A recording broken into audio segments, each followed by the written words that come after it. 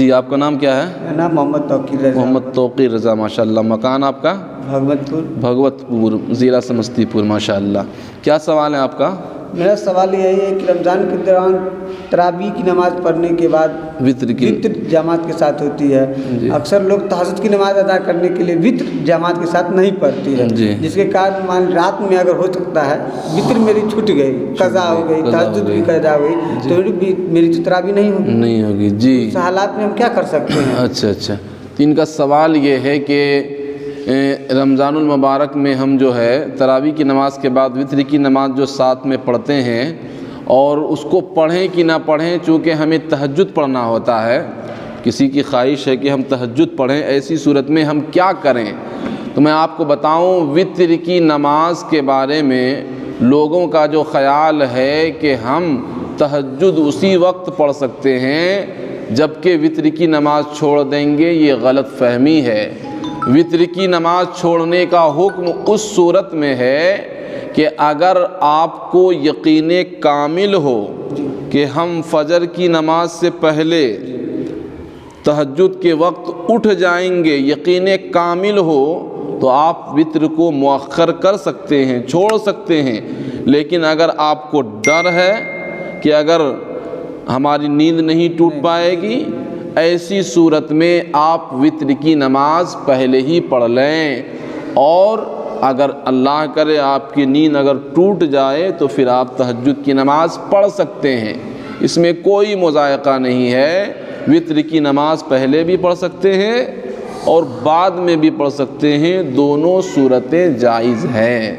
دوسری سوال میرا یہ ہے کہ تہجد میں کوئی بھی سورہ لگا سکتے ہیں کہ سورہ اخلاص لگانا ہی ضروری ہے؟ اچھا ہے۔ تہجد میں سورہ اخلاصی کے بارے میں آیا ہے، تہجد کی اگر 8 رکعت آپ پڑھ رہے ہیں تو پہلی رکعت میں آپ 8 مرتبہ سورہ اخلاص پڑھیں گے، دوسری رکعت میں ایک کم کر دیں گے، 7 بار سورہ اخلاص پڑھیں گے۔ اس ہر رکعت میں آپ سورہ اخلاص کو ایک بار کم کرتے ہوئے اخیر میں 2 رکعت جب آپ کی بچ جائے گی تو 2 رکعت میں آپ ایک بار آخری رکعت میں آپ پڑھیں گے، یہ مسئلہ ہے جی۔ یہ تو میں نے آپ کو بتا دیا جو کتابوں میں عام طور سے مذکور ہے، لیکن مسئلہ یہ بھی ہے کہ ہر رکعت میں آپ کی مرضی ہو کہ ہم دوسری سورہ لگائیں تو دوسری سورہ بھی آپ ملا سکتے ہیں، اور ایک بار بھی پڑھ سکتے ہیں۔ جو لوگوں کے اندر غلط فہمی ہے کہ نہیں ہمیں 8 بار ہی پڑھنا ہوگا، 4 بار ہی پڑھنا ہے، سورہ اخلاص ہی پڑھنا ہے، ایسا نہیں ہے۔ آپ چاہیں تو کوئی بھی سورت آپ پڑھ سکتے ہیں، ایک بار بھی پڑھ سکتے ہیں، آپ کی تہجد کی نماز ہو جائے گی جی۔ اگر 8 رکعت نماز آپ کو تہجد کی پڑھنی ہے تو 2 رکعت پر آپ کو سلام پھیرنا ہے، سمجھ گئے آپ؟ 2 رکعت پر آپ کو سلام پھیرنا ہے۔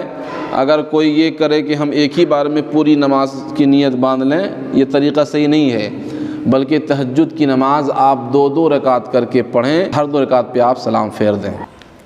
حضور اکرم صلی اللہ تعالیٰ علیہ وسلم تہجد کی 11 رکعت نمازیں ادا کرتے تھے، 8 رکعت تہجد کی نماز اور 3 رکعت وطر کی نماز پڑھتے تھے۔ چونکہ آپ کی عادت مبارکہ تھی کہ ہمیشہ آپ بیدار ہو جایا کرتے تھے، مگر میں نے ابھی بتایا کہ وطر کی نماز میں مؤخر اسی وقت ہم اور آپ کر سکتے ہیں جبکہ آپ کو یقین ہو کہ ہم صبح میں بیدار ہو جائیں گے، ورنہ اگر آپ کو یقین نہ ہو کہ بیدار نہیں ہو پائیں گے تو وطر کی نماز آپ پہلے پڑھ لیں، تاکہ اگر وطر کی نماز آپ کی قضا ہو گئی تو آپ گنہگار ہو جائیں گے، اور اس قضا نماز کی قضا پڑھنا آپ کے لیے ضروری ہو جائے گی۔ آج لوگوں کے اندر غلط فہمیاں ہیں کہ صرف فرض نماز چھوٹے تو اسی کی ہم قضا کریں گے، نہیں، اگر آپ کی وطر نماز بھی چھوٹ گئی ہے تو اس کی بھی قضا آپ پر ضروری ہے، نہیں تو آپ گنہگار ہوں گے۔